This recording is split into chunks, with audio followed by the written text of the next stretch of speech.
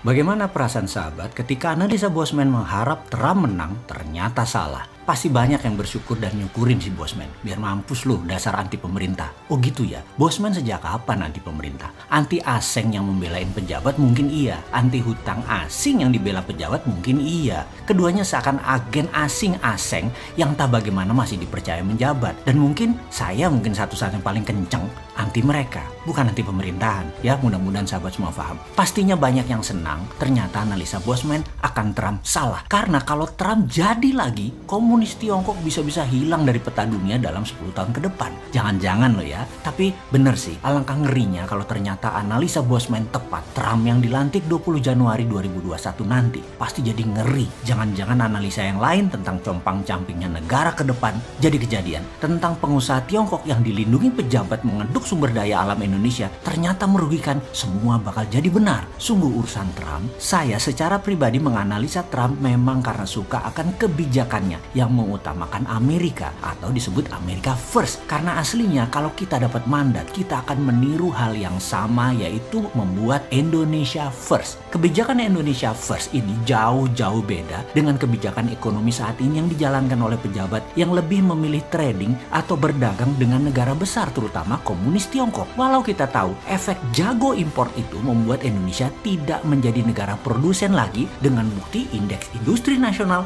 jauh di bawah beberapa presiden dan pejabat sebelum ini. Pertumbuhan industri biasanya di atas pertumbuhan nasional. Tapi saat ini, sudahlah, males diskusinya. Terlalu banyak pemujanya yang nggak punya ilmu industri mendadak menyerang kita nantinya. Di trading yang saat ini jadi pilihan, yang diuntungkan adalah rent seeker atau pengejar rente atau pejabat yang punya kekuatan mengubah peraturan supaya menguntungkan pengusaha negara lain itu yang lebih banyak diuntungkan. Untung rakyat nggak banyak ngerti cara ngelola negara pilihannya yang sekarang ini dilakukan. Jadi aman pejabat tadi berlindung di balik orang baik, yang sederhana, yang populer. Amanlah hidup pejabat-pejabat tadi karena tamengnya memang baik. Mengapa enak jadi rent seeker? Karena pengusaha negara lain dan pejabat negara lain, terutama BUMN Tiongkok, berani taruh di muka pelicin-pelicin tadi. Bagi banyak pejabat hari ini yang namanya low hanging fruit, tinggal petik aja tuh buah yang udah mateng. Nggak perlu proses panjang untuk mendapatkan duit dari produksi atau dari manufaktur. Dagang aja. Import adalah salah satu kebijakannya yang waktu kampanye janjinya akan tidak ada impor. Tapi hebat ya, saya salah analisa karena ingin Trump menang lebih dimaki-maki daripada kebijakan import yang terus ada dan menyalahi janji kampanye. Juga hutang-hutang yang terus dibuat yang juga menyalahi janji kampanye. Ini tidak dipermasalahkan. Mangkraknya proyek LRT, nggak kelarnya ibu kota, salah janji kampanye jauh lebih mulia daripada salah analisa Trump yang anti Tiongkok kalah di Pilpres Amerika. Saya salah analisa saja belum tentu. Kalau 20 Januari 2021 Trump dilantik, apa lu pada cium tangan Bosman? Ya enggak lah, kita asik-asik aja. Kita bukan kayak pejabat yang jumawa pamer-pamer. Mau bener mau salah itu hanya analisa. Nggak ada yang harus dibanggakan. Tapi salah janji kampanye tidak dosa, malah dipuja-puja. Ini saya heran.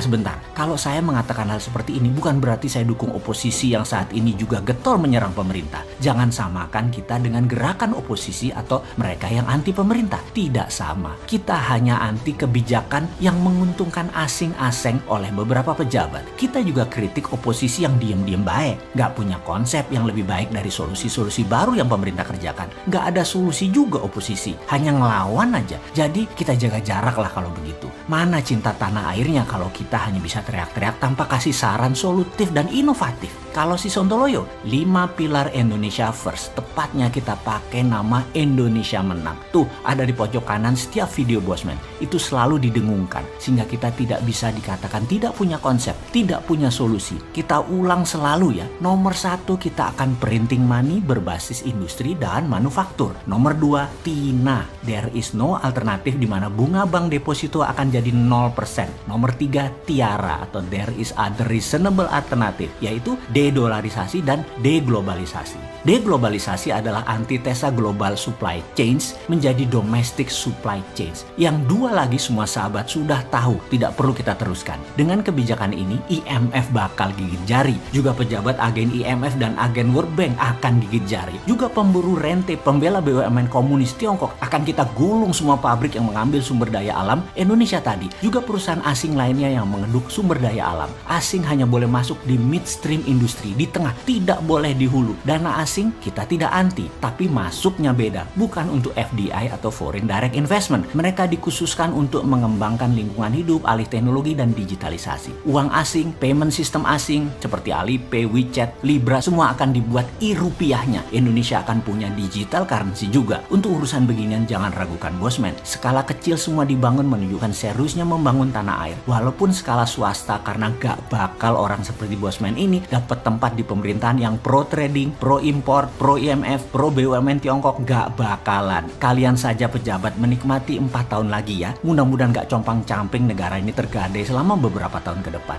Bosman, walaupun miskin begini, punya dinaran sebagai WeChat dan Alipay-nya, yaitu payout system. Kemudian untuk funding UKM, Santara yang terbesar dan terbaik saat ini, walaupun usia baru 2 tahun, 250.000 member terus memenuhi investasi ke UKM sebagai kontribusi membangun ekonomi bottom of pyramid. Jadi begitu e-rupiah siap, begitu SWF siap, begitu printing money siap, Indonesia tinggal terbang tanpa asing dan asing. Sabar ya, kita kasih kesempatan pemburu rente biar lebih kaya lagi. Ini semua pilihan kalian kan? Toh secara mayoritas memang kalian pendukung SDA kita diambil asing.